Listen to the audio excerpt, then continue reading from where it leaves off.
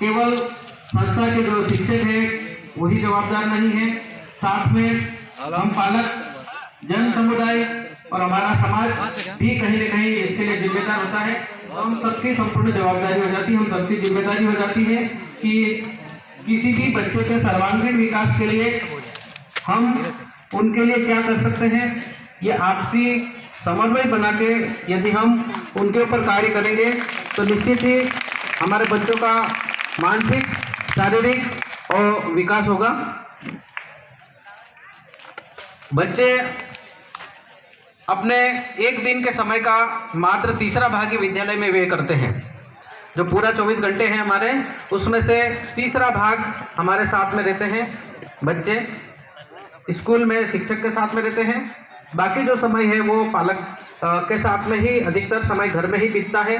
अतः यदि बच्चे के माता पिता बालक की शिक्षा के प्रति गंभीर हैं तो यकीनन उनके परिणामों में स्पष्ट फर्क देखने को मिलेगा। हमारे पास जो भी समय रहता है 6 घंटे 7 घंटे, उस 7 घंटों में अलग अलग विषय के जो भी शिक्षक हैं, बच्चे को पूरा प्रयास रहता है कि उसका पूरा मानसिक शारीरिक विकास हम करने का प्रयास करते हैं। लेकिन अधिकांश समय जो है वो बच्चा घर में रहता है। तो पालकों से अपेक्षा है कि जीवन में ईमानदारी, सत्य, परोपकार, अहिंसा और कठिन परिश्रम के जो गुण है वो माता पिता के अनुकरण से ही बच्चा सीखता है। सुख दुख की परिस्थितियों में कैसा व्यवहार करना है, कैसा व्यवहार किया जाए आदि व्यवहारिक नैतिक शिक्षा के आधार पर तो पेरेंट्स से ही होते हैं, और पेरेंट्स ही ये सब बातें छात्रों के अंदर गुण निर्मित करते हैं या बनाते हैं। जैसे किसी परिवार में यदि कलह है या परिवार में शांति नहीं है तो बच्चे के मानसिक रूप से उस पर जरूर कुछ न कुछ प्रभाव पड़ता है। तो घर में हम शांति का माहौल, ऐसा वातावरण बना के रखें ताकि उसका मानसिक विकास होने में कोई परेशानी न हो।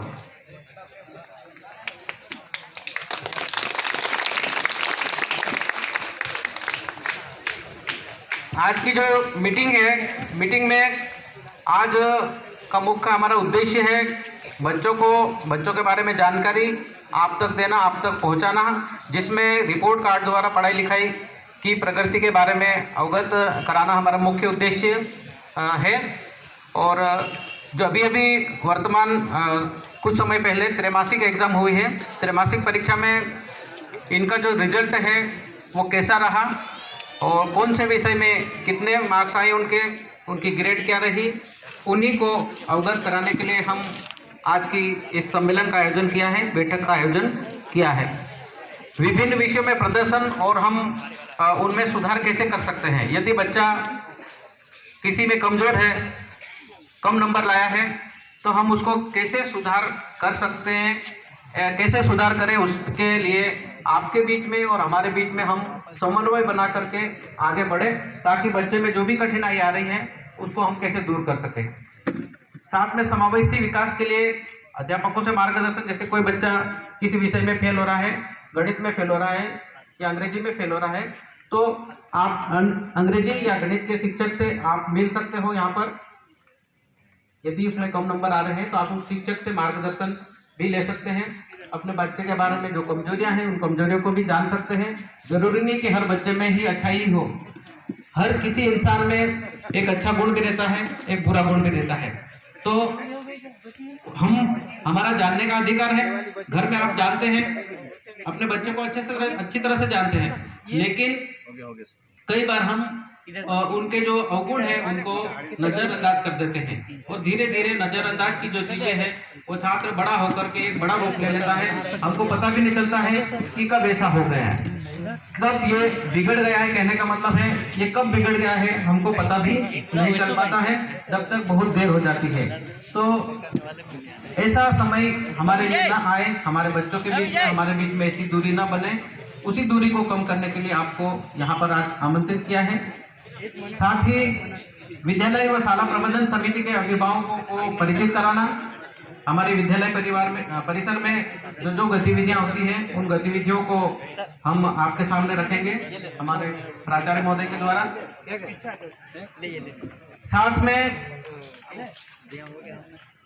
जैसा भी मैंने बताया कि 24 घंटे का जो एक भाग होता है, तीसरा भाग है, उस भाग में बच्चे हमारे बीच में 6 घंटे रहते हैं, बाकी समय आपके साथ रहते हैं। तो हम तो 6 घंटे में एक एक मिनट, हमारे 40-45 मिनट का एक पीरियड रहता है, और पहला पीरियड हाजिरी भरने के लिए 50 मिनट का रखते हैं, 5 मिनट ज़्यादा रहता है।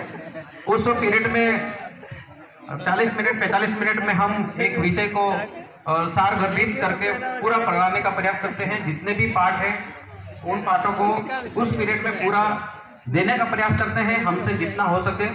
हमारी ये कोशिश रहती है कि हम ज़्यादा से ज़्यादा बच्चों को शिक्षा से लाभ दे सके, और हर बच्चे की हमारी जो भावना है, हमारी भावना हर बच्चे के प्रति हमारी समान रहती है।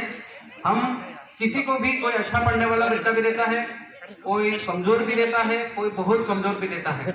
बहुत सारे बच्चे स्कूल से घर से निकलते हैं स्कूल जाने के लिए, लेकिन कई बार स्कूल नहीं पहुंचते हैं और रास्ते में ही वो अपना जो भी गतिविधि है वो करके घर वापस आ जाते हैं। तो ऐसे बहुत सारे बच्चे हैं, पालक तो घर से ये बोल के भेजता है कि मेरा बच्चा स्कूल जाना है, लेकिन वो स्कूल तक नहीं पहुंच पा रहा सर, इधर देना है ना। तो कई बच्चे ऐसे जो रजिस्टर में इधर बाकी हैं, तो उनकी भी हमने एक लिस्ट बनाई है। अनुपस्थित छात्रों की जो सतत अनुपस्थित है उनकी भी हमने लिस्ट बनाई है।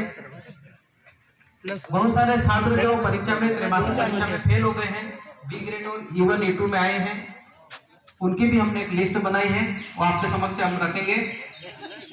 साथ में संस्था परिसर चूंकि बहुत बड़ा है, यहाँ पर हर प्रकार के छात्र आपको मिलते हैं, हमको मिलते हैं, और